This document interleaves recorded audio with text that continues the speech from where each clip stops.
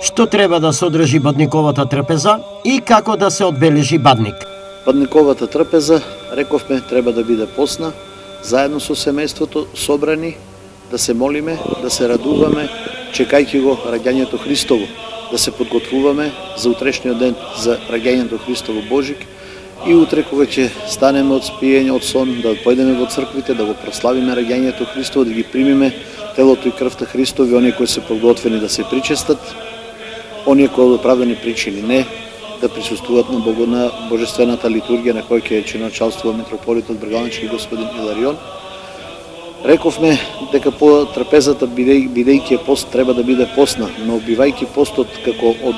воздржување од масна и обилна храна,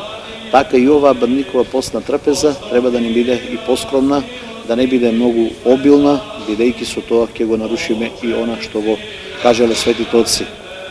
Што треба да се одржи? Се знае традицијата во нашата света Македонска православна црква е посто гравче, зелник, лепче со паричка во некои градови има традиција да не клават паричка во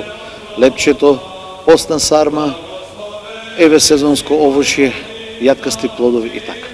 Како да се одбележи бадник? Рековме бадник се обележува прво со молитва, пред да почне вечерата, со молитва и се додека вечераме разговорот да не биде богоугоден и разговорот да не биде упатен со молитви кон Бога, благодарствени молитви за оно што ни го дал во минатата година и прозбени молитви за повеќе здравје, берекет и среќа во наредното лето Господово.